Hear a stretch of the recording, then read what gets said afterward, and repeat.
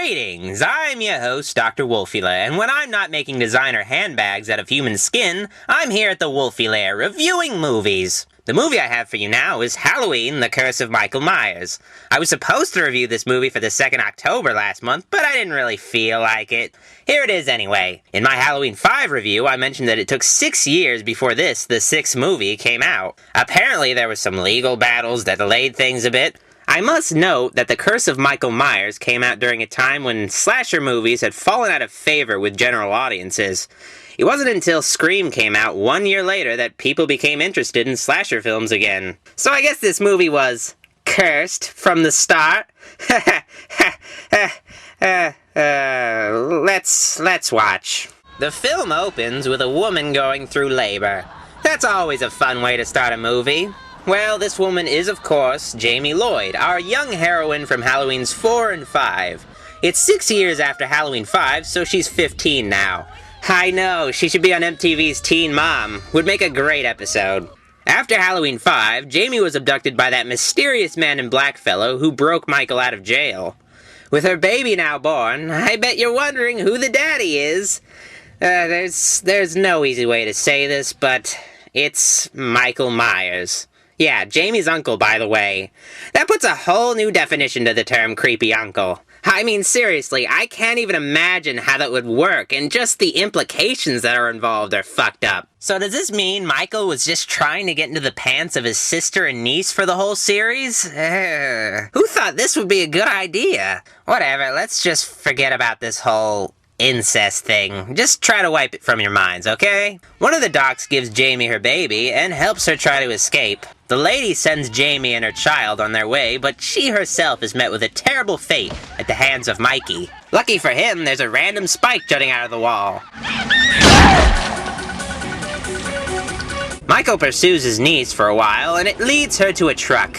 Mike puts an end to the poor sucker who owns it, and Jamie drives off. How does she know how to drive? She's 15 and has been kept in a room for 6 years. Wait, then again, Michael was kept in a room for 15 years and he still knew how to drive. I guess it just runs in the family. Elsewhere, a young boy named Danny is awoken by a strange nightmare featuring the black trenchcoat dude. His mom, Kara, comes in to comfort her boy, and hey, is that an original Power Rangers action figure on the nightstand? Man, if I was actually a 19-year-old boy in a Halloween costume, I'd probably be geeking out over this. But I'm not. Whatever. Kara does some undressing back in her room and notices a gentleman next door having a little peep show with his telescopic camera. The guy's name is Tommy Doyle. In case you aren't well versed in the original Halloween film, he's the kid Laurie Strode babysits when Michael first shows up. Come on, you don't really believe that Michael Myers is actually alive. Michael's work isn't done in Haddonfield. And soon, very soon, he'll come home. Yeah, he's kind of weird now, but I would like to mention that he's played by Paul Rudd, who most of you should be familiar with today. It's called Sex Panther by Odeon. It's illegal in 9 countries. Yep, it's made with bits of real panther, so you know it's good. It's quite pungent. They've done studies, you know. 60% of the time, it works every time.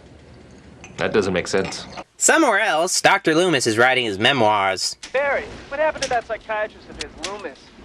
I heard the old quack was dead.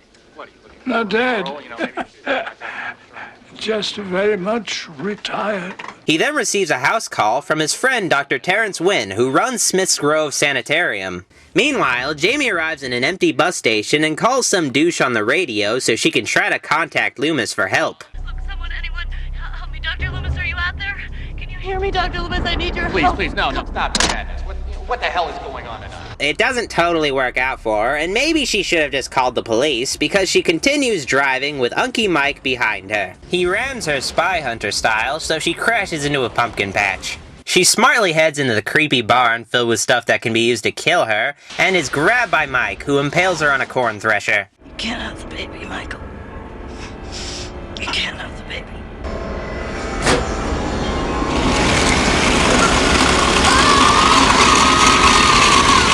Michael heads to Jamie's truck to retrieve his son/grandnephew, but instead finds brawny ultra-absorbent paper towels for those hard-to-clean bloodstains. The next day, Halloween is in full swing at Haddonfield. Everyone's out trick-or-treating, and in the early morning, too. That's not a bad idea, actually. Kara Strode is having a wonderful breakfast with her son and the rest of her family when her dad becomes inexplicably hostile. Better get Danny to school. Before you came around, everything was going fine. Till you landed on our doorstep. You and that little bastard of yours. I see only one bastard in this house. I wonder if he's going to die. Tommy does some detective work and heads to the bus station where Jamie Lloyd was last heard from. It's here that he finds her son stowed in a restroom. Why didn't anyone who worked here notice a crying baby in the bathroom? Tommy finds Doc Loomis at a hospital and presents him with the baby. There's a family, relatives of the people who adopted Lori, Strodes. They're living in the Myers house. Dr. Loomis, about Michael. It's just a theory of mine, but... Meet me tonight, 9 o'clock at the campus rally. Tommy, wait! Wait! Why does he walk like that? Loomis finds Deborah Strode and tries to warn her about Michael and that she's kind of living in the Myers house. Mrs. Strode, I beg of you, don't let your family suffer the same fate that Laurie and her daughter suffered. She's about to leave a little later when she receives a call from Satan. Hello? We want the child. She's then chased by Michael and manages to trip comically and drop her glasses Velma style.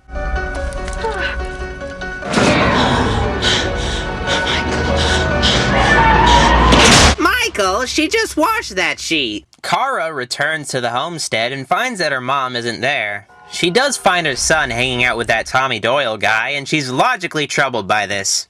What are you doing with my son? Do you know whose room this used to be? Tommy somehow convinces Kara to come over to his place with her son in case Mike Myers arrives. While playing with his Red Ranger action figure by having it fly, even though Power Rangers don't fucking fly, Danny notices this shape staring at him from outside. Of course, this doesn't last long. Man, Batman should be taking tips from Michael. Tommy takes the time to finally explain that Thorn tattoo seen on Michael's wrist in Halloween 5. Among the ancient druids, Thorn represented a demon that spread sickness, brought death to hundreds of thousands of people. According to Celtic legend, one child from each tribe was chosen to be inflicted with the curse of Thorn, to offer the blood sacrifices of its next of kin on the night of Samhain. Halloween. The sacrifice of one family meant sparing the lives of an entire tribe. The druids were also great mathematicians and astronomers, but the Thorn symbol is actually a constellation of stars that appears from time to time on Halloween night. Whenever it appears, he appears. Okay, so Michael is magic and kills because some stars tell him to. I think I get it. John Strode pops in at home and finds himself rightfully alone. Then the power goes out, so Johnny heads into the basement to figure out what's what. Of course, he meets Michael down here, who helps him get the power back on.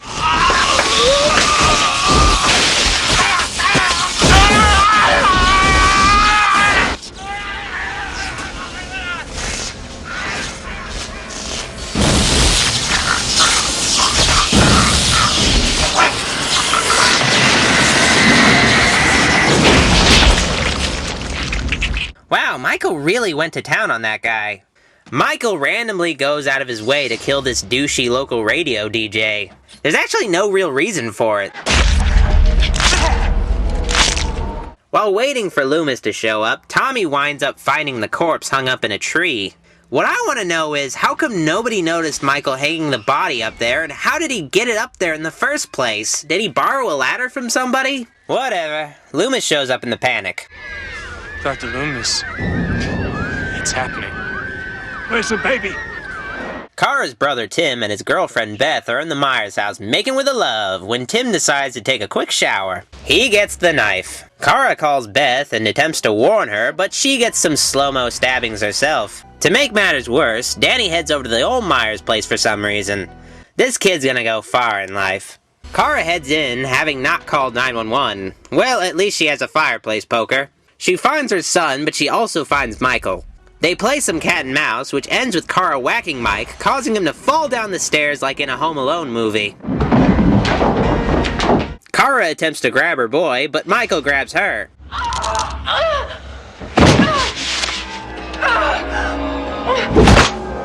And here's where I start to feel deja vu. Open the door! Loomis and Tommy let them in, and they've apparently misplaced Jamie's baby. Who else knew I had the baby?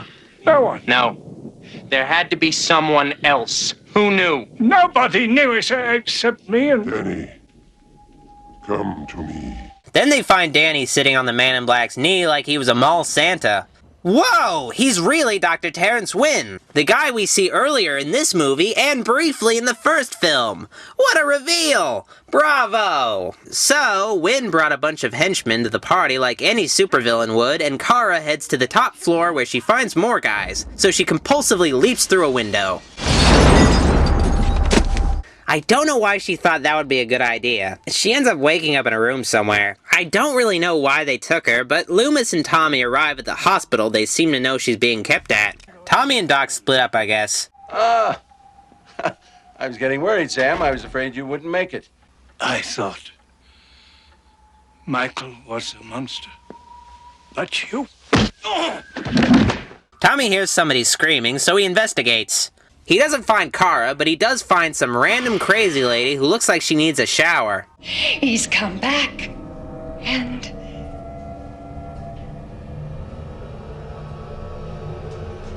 he's very angry. Ah, who cares? He does find Kara's cell, though, and tries to fire extinguisher it open. Michael shows up to complicate things. Tommy seems happy to see him again after all these years and manages to bust his girl out in the nick of time. They escape and find the kids sitting around in a room. Then Michael wanders in and, having not noticed Kara and Tommy, he kills all of the doctors in a nearby room, while at the same time he tries to give us all seizures. The two grab their kids and split with Michael close behind. Tommy locks a gate, leaving the only surviving doctor behind to die. I don't think they trained him for this in medical school.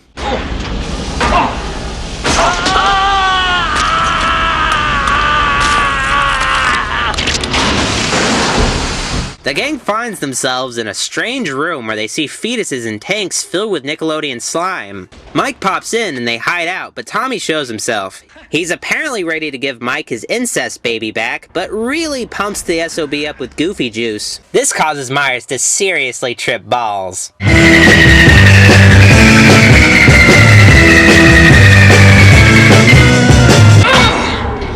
Kara lays some pipe, but Michael chokes a bitch. Danny tries to divert Mike's attention, and the shape changes his priorities. This was Michael's downfall, as he gets his ass royally kicked.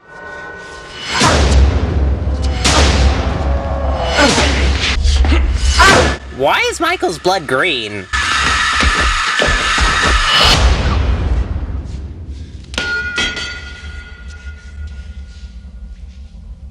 Okay...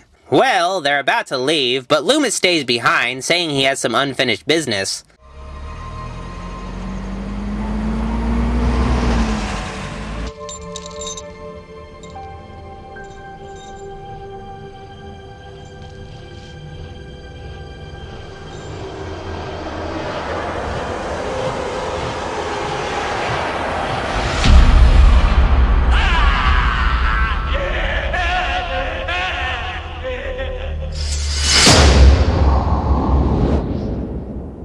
Wait, what just happened? Was that the actual ending, or is someone just messing with me?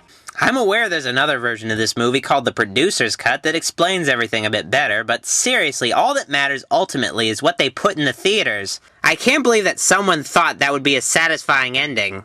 So yeah, after this movie, they pretty much ignored the events of 4, 5, and 6 when they made more Halloween films. I would definitely rank this one higher than Halloween 5 and Resurrection, though. It has some problems, but it doesn't really fall apart until the final act. I give Halloween, The Curse of Michael Myers, a Pink Panther out of Brian Fantana's mustache. Go fuck yourself, San Diego! Oh, God! Oh, God!